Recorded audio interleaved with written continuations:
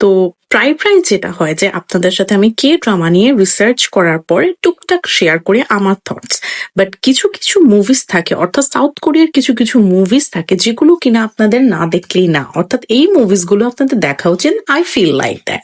So আজকে যে মুভিটা নিয়ে কথা বলবো সেটা হচ্ছে সাউথ কোরিয়ার অতি প্রাকৃত হরর বা সুপার ন্যাচারাল হরর চলচ্চিত্র, যার রহস্য এবং গুপ্তবিদ্যার উপাদান মিশ্রিত।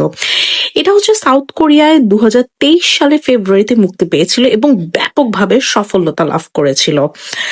কাহিনীটি হচ্ছে যখন লস অ্যাঞ্জেলেসে বসবাসকারী এক ধনী কোরিয়ান আমেরিকান পরিবার তাদের নবজাত সন্তানের রহস্যময় অসুস্থতার কারণ অনুসন্ধান করার জন্য দুটি বিখ্যাত শামেন, অর্থাৎ যারা জাদুটোনা করে আর কি, তাদেরকে সাউথ কোরিয়াতে শামেন বলা হয়। সো দুইজন শামেনকে ডাকে, একজন হচ্ছে হরিম এবং আরেকজন হচ্ছে তার শিষ্য বঙ্গেল।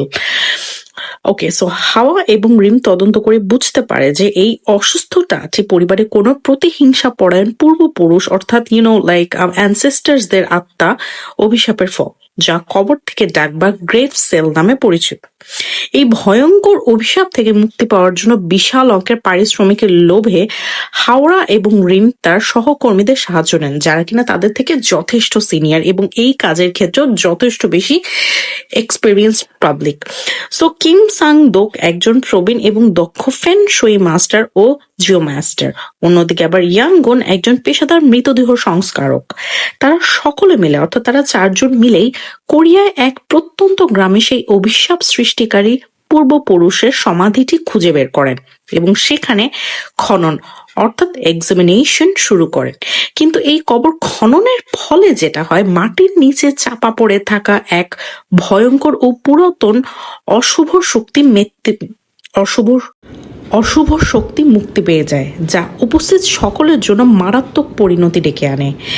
মুভিটি কোরিয়ান লোককথার সামানিক আচার এবং জাপানিজ ঔপন্যাসিক শাসনের ইতিহাসের একটি অন্ধকার দিককে কেন্দ্র করে অবর্তিত হয়, যেখানে মূল চরিত্রটা এক ভয়ঙ্কর সামুরাই আত্মার মুখোমুখি হয়ে যায়।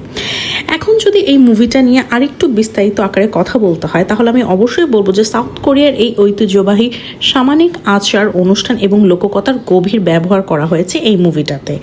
এখন অ্যাক্টিং এর কথা যদি বলা হয়, অভিজ্ঞতা অচেনা চো মিন সিং এবং জনপ্রিয় অভিনেত্রী কিম গো ইউনের শক্তিশালী অভিনয় চরিত্রটি প্রধান আকর্ষণ। অ্যান্ড একটা জিনিস শুনে আপনারা অবাক হবেন যে ব্লু ড্রাগন ফিল্মসে 2025-এ কিম গো ইউং, যাকে কিনা আমরা গবলিনেও দেখেছি, she is a great actress এবং এই মুভির কারণে তিনি বেস্ট অ্যাক্ট্রেসের অ্যাওয়ার্ডও পেয়েছিলেন। এখন মুক্তির পরপরই কিন্তু এই মুভিটি কোরিয়ান বক্স অফিসের রেকর্ড পরিমাণে দর্শক টেনে এনেছিল এবং আন্তর্জাতিকভাবেও ব্যাপক প্রশংসা কুড়িয়েছে।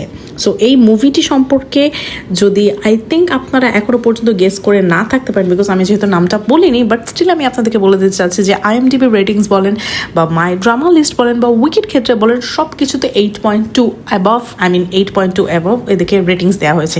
এবং আমি আমার পার্সোনাল রেটিংসের ক্ষেত্রে বলবো যে অবশ্যই আপনাদের এই মুভিটি, যেহেতু যারা কিনা আর কি একটু হরর টাইপের বা একটি ভৌতিক টাইপের মুভি প্রেমিক, লাইক আমার মতো যারা একটু মুভি লাভার হয়ে থাকেন, একটু হরর জনরে টাইপের, তাদের অবশ্যই এই মুভিটা দেখা উচিত। মুভিটার নাম হচ্ছে এক্সোমা। সো বেশি দেরি না করে এই মুভিটা অবশ্যই দেখবেন। এই মুভিটি কিন্তু নেটফ্লিক্সে এই মুহূর্তে অ্যাভেলেবেল নেই, না তো অ্যামাজন প্রাইমে আপনারা পাবেন। যেটা করতে হবে, আপনারা আপনাদের যে আশেপাশে নেট সার্ভিসগুলো থাকে সেখান থেকে যদি ডাউনলোড, ওপিনিয়ন কিছু কিছু সার্ভার থাকে সেখান থেকে যদি ডাউনলোড করে দেখতে পারেন তাহলে খুবই ভালো, বিকজ আমি এই মুভিটি ইংলিশ সাবটাইটেল দেখেছি। This is really very important যে আপনার পছন্দের মুভিটা যদি অ্যাটলিস্ট আপনার নোয়িং কোনো ল্যাঙ্গুয়েজ আপনারা দেখতে পারেন। ওকে, সো আই হোপ আপনাদের এই মুভিটি ভালো লাগবে এবং যদি আপনাদের মুভিটি ভালো লেগে থাকে তাহলে অবশ্যই আমাকে রেকমেন্ড করবেন যে আর কোন কোন মুভি বা হরর টাইপের মুভিজ আমার দেখা উচিত, যেগুলো আমি দেখিনি সেগুলো আমি আপনাদের সাথে শেয়ার করবো, আর আপনারা যেগুলো দেখতে চান সেগুলো আমার সাথে শেয়ার করে দেখবেন। So take care.